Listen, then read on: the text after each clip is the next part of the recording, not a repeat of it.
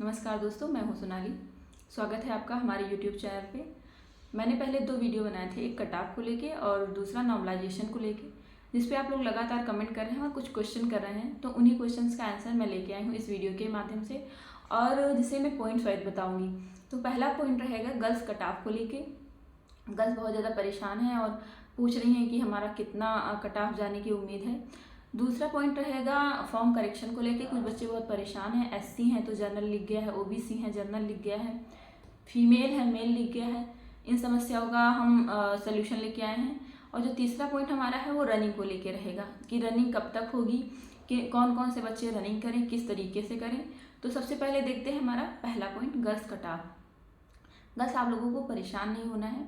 आपको अपनी तुलना 20 बैच से करनी है, ना कि 19 बैच से, क्योंकि 19 बैच में बहुत ज़्यादा नॉर्मलाइजेशन हुआ था और इस बात का डिस्कशन मैंने अपने पिछले वीडियो में किया है। अगर आप लोगों ने नहीं देखा है तो आप लोग देख सकती हैं।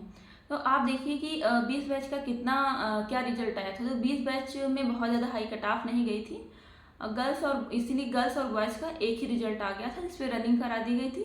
और उसके बाद रनिंग के बाद कट ऑफ बनी थी गर्ल्स के लिए स्पेशल और कैटेगरी वाइज बनी थी। तो आप लोगों को ये नहीं देखना है कि 19 बैच कितनी हाई कट ऑफ गई, आपको टेंशन नहीं लेना है, क्योंकि वो एक अलग प्रोसीजर था। और जो 20 बैच का है ये हम आपको शेयर करते हैं। इसमें जो जनरल है, इसमें गया था जनरल का गर्ल्स का 169 after running, 169 point something, OBC 167, और एससी का जो गया था वो 132 गया था, एसटी का 96 गया था। और इसी कट ऑफ के आधार पे हम बात करेंगे। जब भी आप फाइनल में जाते हैं उसके बाद आप रनिंग कर लेते हैं, फिर एक फाइनल कट ऑफ आता है जिसमें बहुत ज़्यादा अंतर नहीं होता है, 7 से 8 नंबर का होता है, मतलब 7 से 8 नंबर बढ़ जाते हैं। तो आप लोगों को बहुत ज़्यादा चिंता नहीं करनी है। आप जिन भी गर्ल्स के क्वेश्चन 80+ सही है, जनरल, ओबीसी और ईडब्ल्यूएस 80+ आप लोग रनिंग करें, क्योंकि आपके सिलेक्शन के बहुत ज़्यादा चांसेस हैं। और जो एससी हैं जिनका भी 75+ है वो भी मेरे हिसाब से सेफ स्कोर में है, और एसटी जिनका 60+ है। आप लोग रनिंग प्रैक्टिस करें, क्योंकि इस बार गर्ल्स की वैकेंसी बहुत ज़्यादा है, 12,000 है। पिछले 19 बैच और 20 बैच में इतनी वैकेंसी नहीं थी। तो उम्मीद है आप लोग परेशान नहीं होंगी और रनिंग करेंगी। और कुछ गर्ल्स हैं ओबीसी जिनके 70 हैं, वो लोग बहुत ज़्यादा परेशान हैं, 70 क्वेश्चन उनके सही हुए हैं। तो उन लोगों को यही मेरी सलाह रहेगी कि आप लोग, अगर उम्मीद है आप लोगों की, अगर सेकेंड लिस्ट आती है तभी आप लोगों को बुलाया जाएगा, तो आप लोग रनिंग कर सकती हैं। रनिंग में कोई नुकसान नहीं है। और दूसरा ये कि योगी जी ने ट्वीट किया है कि नई भर्ती कराएंगे लगभग 1 लाख, तो उसमें भी आप लोगों को मौका मिलेगा। तो आप लोग रनिंग करते रहें जिनके कम नंबर हैं, और उसके साथ पढ़ाई भी करते रहें। और अब हम बात करेंगे दूसरे पॉइंट पे, फॉर्म करेक्शन को लेके। तो फॉर्म करेक्शन, आप लोगों को परेशान नहीं होना है। फॉर्म करेक्शन को लेके आपको लखनऊ आना है। लखनऊ में यूपी पुलिस उत्तर प्रदेश चयन आयोग बना है। पुलिस चयन आयोग उत्तर प्रदेश हेडक्वार्टर लखनऊ हजरतगंज में बना है। वहाँ आप जा सकते हैं। जिन बच्चों का भी, अगर वो एससी हैं जनरल लिख गया है, ओबीसी हैं जनरल लिख गया है, फीमेल हैं और मेल लिख गया है, ये सभी बच्चे एक एप्लीकेशन लिखेंगे और हजरतगंज पुलिस उत्तर प्रदेश चयन आयोग जाके एक अपना एप्लीकेशन दे देंगे, और वहाँ से उम्मीद है कि आपका करेक्शन हो जाएगा। दूसरा, जिन बच्चों का रिजल्ट आता है वो 2 काम करेंगे। एक तो पहला काम मैंने बता दिया है, दूसरा काम ये है कि आपका रिजल्ट आएगा तो रिजल्ट में जहाँ जिस लिस्ट में आपका नाम है वहाँ से आप एक साइबर कैफे जाके प्रिंट निकाल लेंगे, और अपने यहाँ तहसील में जाके वकील से मिलके एक एफिडेविट बनवा लेंगे। जैसे आप एससी हैं, आपका जनरल लिख गया है, तो एफिडेविट आपका बन जाएगा। तो आपके पास एक प्रूफ होगा, और वो जब आपको डीवी में बुलाया जाएगा तो वही प्रूफ लग जाएगा। दूसरा ये, जैसे ही रिजल्ट आता है तो आप लोगों को लापरवाही नहीं करनी है, सुबह ही जाके तहसील में अपना एफिडेविट बनवा लेना है, क्योंकि डीवीपीएसटी बहुत ज़्यादा टाइम नहीं देते हैं रिजल्ट आने के बाद। और उम्मीद है कि आप लोगों को ये क्वेरी आपकी पूरी हो गई होगी। अगर इससे संबंधित कोई दिक्कत है तो आप फिर कमेंट कर सकते हैं। और हमारा तीसरा पॉइंट है रनिंग को लेके। बच्चे लगातार क्वेश्चन कर रहे हैं कि मैम रनिंग में कब बुलाया जाएगा। तो आप लोगों को परेशान नहीं होना है। रनिंग लगभग 1 महीने के अंतर में आपका रिजल्ट आने वाला है, 1 से 1.5 महीने में। तो आप लोगों को बस रनिंग करनी है, आप इधर उधर नहीं भटकना है, और अपनी हेल्थ पे बहुत ज़्यादा ध्यान देना है, क्योंकि अगर आप बीमार हो गए और या फिर आप अभी बीमार हैं तो आप लोग अपनी हेल्थ का ध्यान दे दें। रनिंग में इसका बहुत इफेक्ट पड़ता है। रनिंग की मैं आप लोगों को कुछ टिप्स शेयर करूंगी क्योंकि मैंने बहुत बार रनिंग की है। सबसे पहले मेरा जो सिलेक्शन हुआ था तो सिलेक्शन नहीं, मतलब मेरी प्री निकला था दिल्ली पुलिस एसआई में। तो उसमें लॉन्ग जंप बहुत ज़्यादा मांग रहे थे 12 फीट, और मैं लॉन्ग जंप नहीं कर पा रही थी। इस वजह से मैंने एक एकेडमी ज्वाइन की थी, स्पोर्ट्स केडी सिंह बाबू स्टेडियम है लखनऊ में, मैंने ज्वाइन किया था। तो वहाँ से मुझे बहुत टिप्स मिले थे और फ़ायदा हुआ था। उसके बाद जितनी भी रनिंग हुई है मैंने सारी रनिंग क्वालिफाई की। और जो दिल्ली वाला था तो रनिंग होने वाला था, उससे पहले 2-3 दिन पहले मेरे पैर में फ्रैक्चर हो गया था, इस वजह से मैं नहीं जा पाई थी। उसके बाद मेरा यहाँ 19 बैच में सिलेक्शन हुआ, इसकी रनिंग मैंने की। और 20 बैच का मैंने फॉर्म भरा था और पेपर भी दिया था, उसमें सिलेक्शन हुआ था, लेकिन मैंने रनिंग उसमें नहीं की क्योंकि मैं पहले ज्वाइन कर चुकी थी। और एक मेरी उसके बाद यूपीएसआई में भी सिलेक्शन हुआ, उसमें मैंने रनिंग की है और उसमें मेरी बहुत ज़्यादा तबीयत ख़राब थी, फिर भी मैंने रनिंग की क्वालिफाई की। तो आप लोग अगर प्रैक्टिस करे रहेंगे, उस समय किसी को फीवर हुआ या तबीयत ख़राब हुई तो अगर आपकी बहुत ज़्यादा प्रैक्टिस है तो आप लोग तब भी क्वालिफाई कर लेंगे। क्योंकि मैं बहुत ज़्यादा बीमार थी जिस समय मेरी यूपीएसआई की रनिंग हुई थी, प्रैक्टिस की वजह से मैंने क्वालिफाई कर ली थी।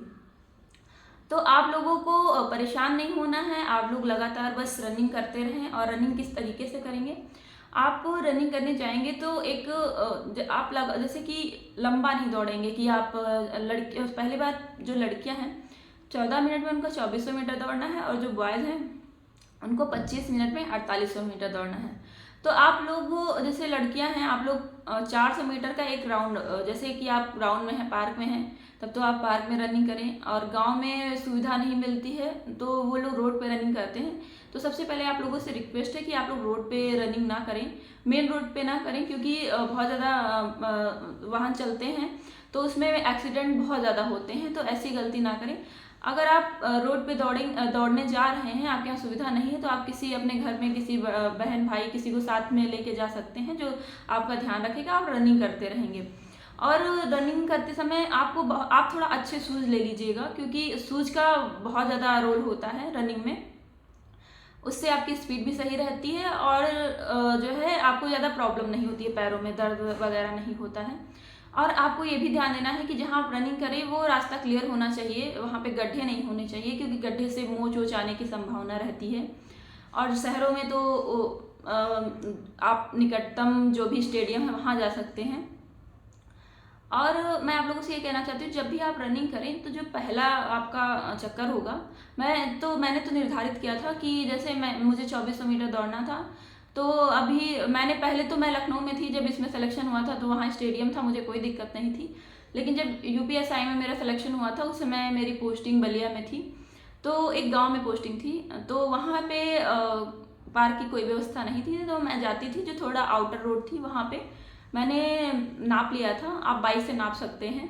400 मीटर का एक राउंड, 200 मीटर का आपको एक राउंड नापना है, मतलब शुरू से लेके लंबा 200 मीटर तक आप जाएंगे और वापस आएंगे। इस तरीके से काउंट करेंगे कि आपका एक राउंड हो गया, जाना और आना। आपका 200 मीटर सिर्फ लंबाई में नाप लेना है और उसके बाद आके वापस आना है, और इस तरीके से आपका एक वो हो जाएगा, एक राउंड। और इस तरीके से आप 6 राउंड करेंगे गर्ल्स, और टाइम भी देखते रहेंगे। तो जो पहला राउंड होगा आपका बहुत ज़्यादा स्लो होगा। बॉयज़ भी ऐसे ही अपना नाप सकते हैं, मतलब 200 मीटर नापें और 12 राउंड लगाएं। इससे ये होता है कि आपकी हैबिट में रहता है, आप भूलते नहीं हैं। क्योंकि बहुत बच्चे ऐसे हैं जो वहाँ जाके रनिंग करते हैं और भूल जाते हैं। लड़कों को 12 चक्कर लगाने रहते हैं, वो 11 ही लगाते हैं। गर्ल्स को 6 लगाने रहते हैं, वो 5 ही लगाती हैं, क्योंकि वो रेगुलर हैबिट में उनके नहीं रहता, आसपास पार्क नहीं रहता, स्टेडियम नहीं रहता है, तो उनको दिक्कत होती है। तो आप रोड पे ही 200 मीटर नापेंगी और उसी में चक्कर लगाती रहेंगी, इससे आप भूलेंगी नहीं, ये फ़ायदा मिलता है। और दूसरा पॉइंट ये है कि आप पहला जो चक्कर लगाएंगे बहुत ज़्यादा स्लो, जितना स्लो हो सके। जब बॉडी आपकी हीट हो जाएगी फिर आप प्रॉपर रनिंग धीरे धीरे धीरे धीरे बढ़ाते जाएंगे।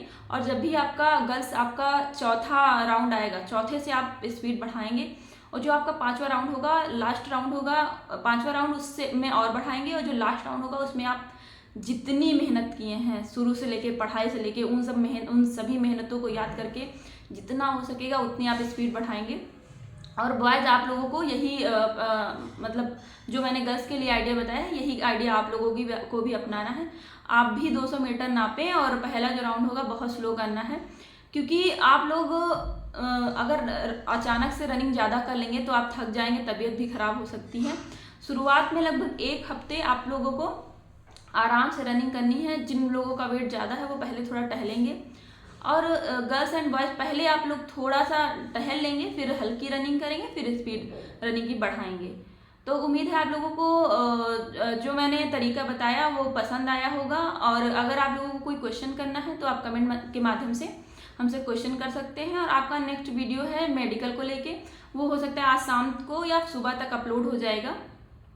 और एक आपका वीडियो अपलोड होगा नई वैकेंसी को लेके, क्योंकि नई वैकेंसी आने वाली है और कुछ बच्चों के मार्क्स इसमें कम हैं, तो वो पढ़ाई कर रहे हैं, वो लगातार पढ़ाई करते रहें, उनसे यही रिक्वेस्ट है। और मैं आपको टिप्स दूंगी, क्योंकि कुछ बच्चे हैं जिनको जानकारी नहीं है कि हम कैसे पढ़ें, और वो मेहनत बहुत ज़्यादा करते हैं लेकिन उनके मार्क्स नहीं आ पाते, तो इसका भी मैं टिप्स बताऊंगी। तो उम्मीद है आप लोगों को ये वीडियो समझ में आया होगा। नहीं समझ में आया तो आप कमेंट करें। ओके, धन्यवाद, जय हिंद।